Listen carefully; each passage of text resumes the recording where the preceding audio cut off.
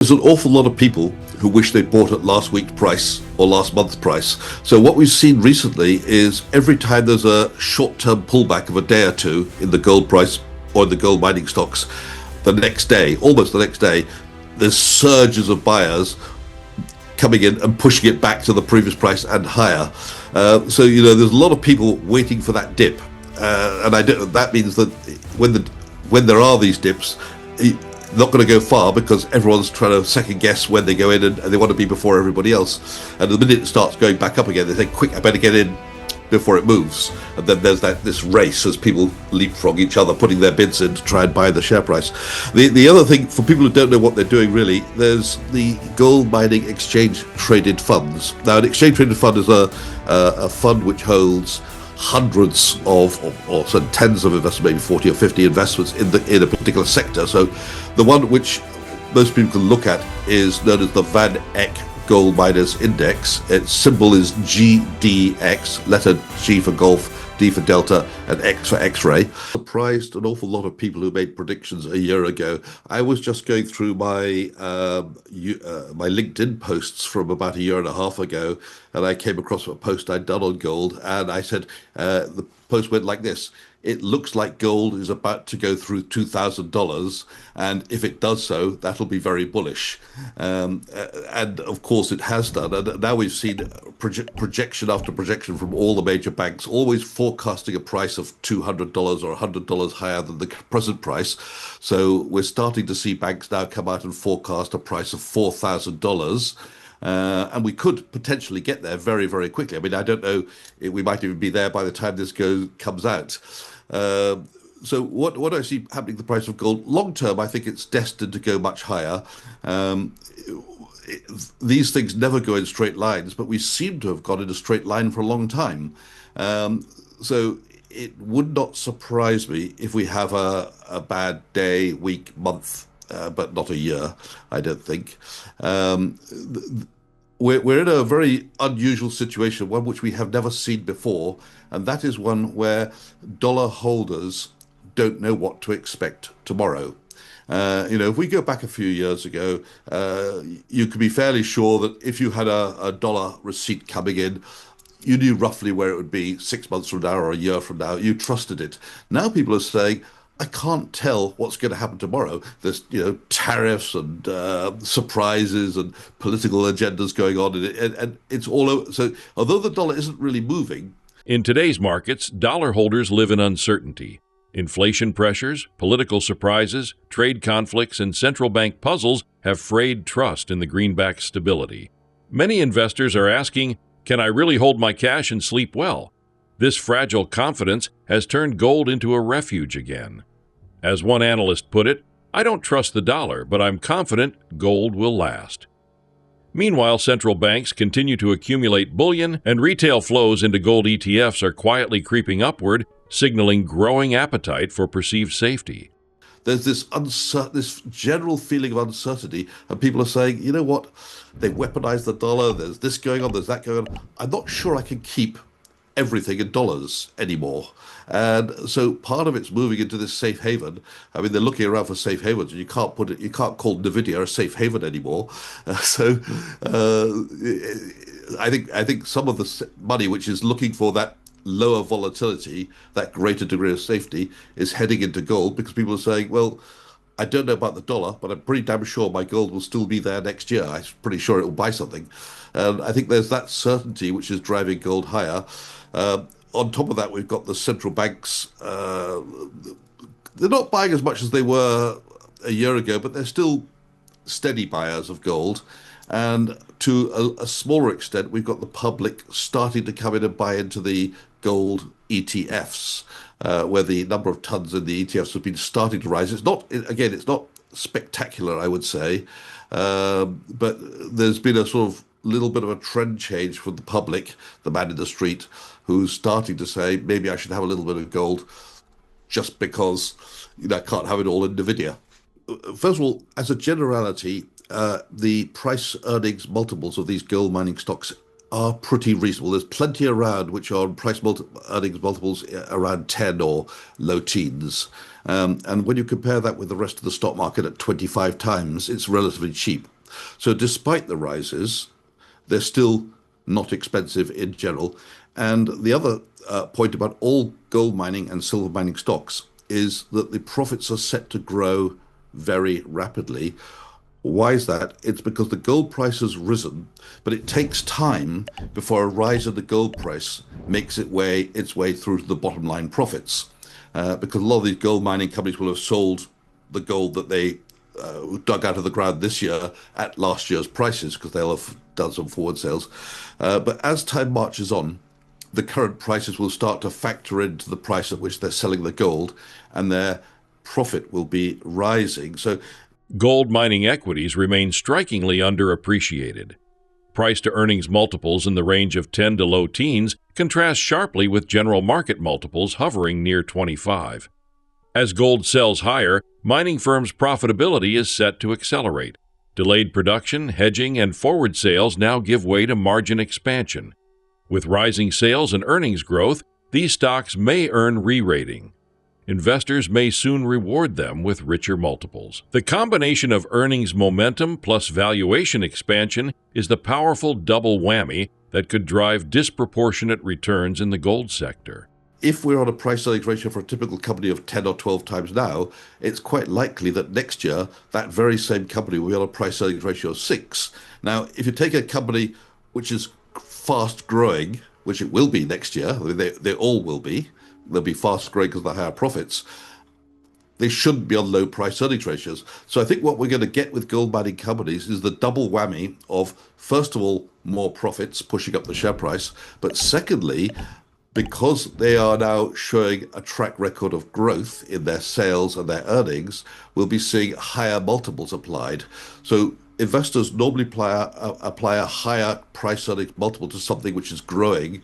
There's all kinds of algorithms out there which do the maths for you. But if something's growing at 10% a year, it's likely to have a higher price earnings ratio than something growing at 1% a year. And so these gold mining companies are likely to be growing at 40 or many of them 40 or 50% a year by this time next year in terms of earnings per share.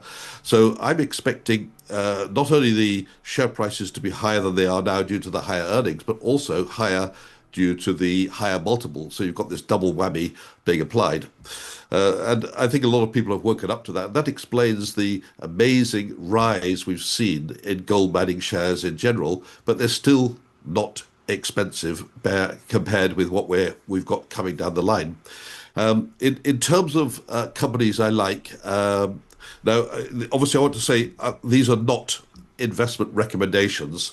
But I can mention one as an example. It's McEwen Inc., run by Rob McEwen. He's the guy who took, I think it was Gold Corp, or was it Gold Fields? I can't remember. But he took it from something like a 50 million company to an $8 billion company. Now, the special feature about that company, by the way, it's a gold and silver mining company. And it's on a reasonably low price earnings ratio based on the projected earnings for the current year. Let's consider two intriguing names.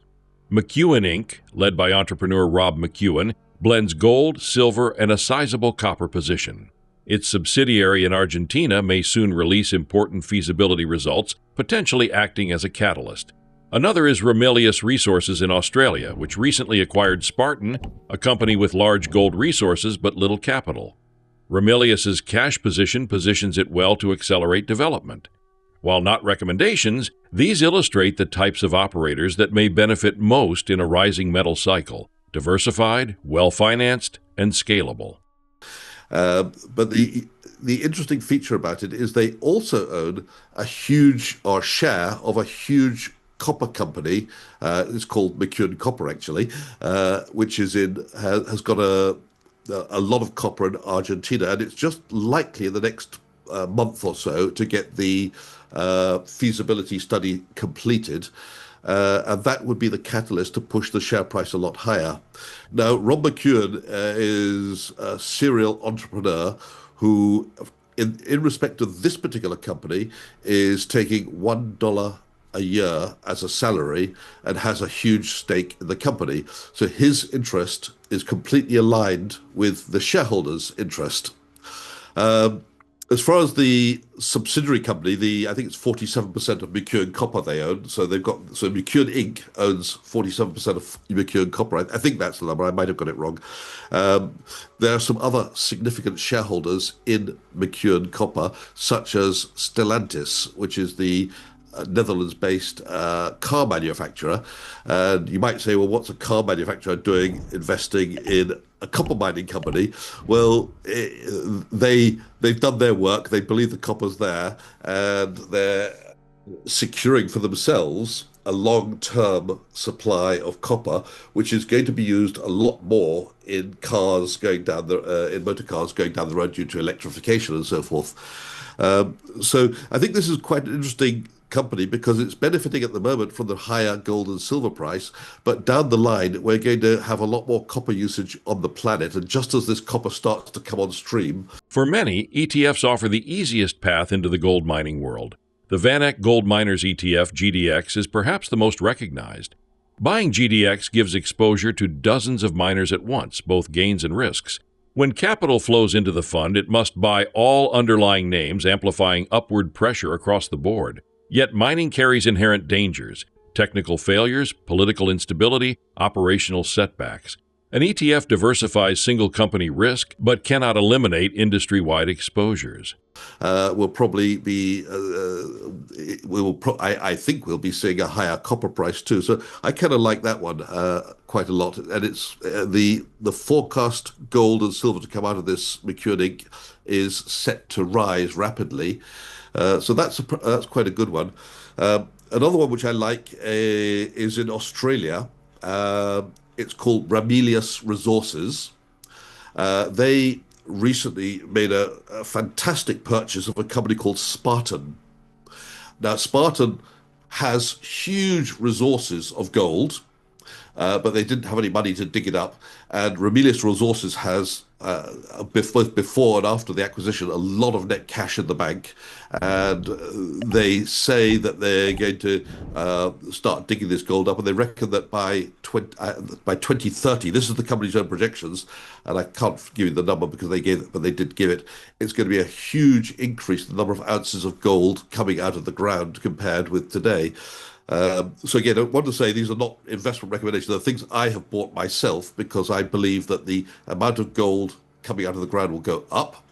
I believe that the gold price will be higher, and I believe that the profit on what they dig up is going to be, because of the higher gold price, that much higher. So, but all of these are reasonable multiples. There's an awful lot of people who wish they bought at last week's price or last month's price. So what we've seen recently is every time there's a short-term pullback of a day or two in the gold price or in the gold mining stocks, almost the next day, there's surges of buyers coming in and pushing it back to the previous price and higher. So, there's a lot of people waiting for that dip.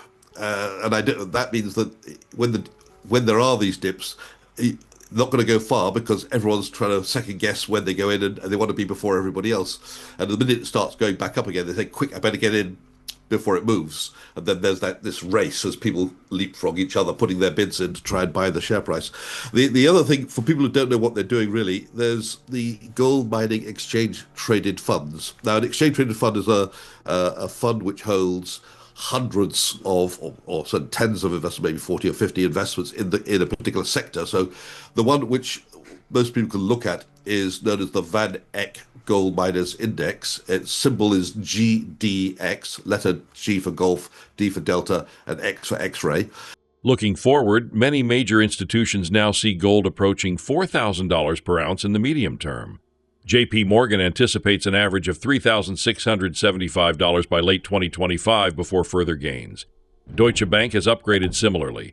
That said, volatility remains a real danger. Any hawkish central bank pivot, deflationary shock, or currency stabilization could pull gold back.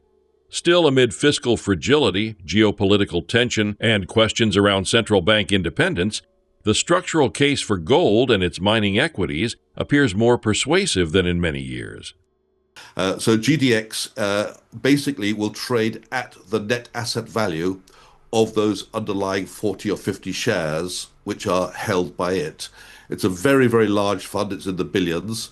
So when you buy the GDX, you're getting exposure to a basket of 40 or 50 stocks, which will move in line with the average of the gold mining stocks, up and down. So that's a very interesting one to get into because you don't have to think about this one. Is this gold mining company better than that one? But of course, there is an effect when people put money into the GDX. The GDX has to buy everything in the underlying index.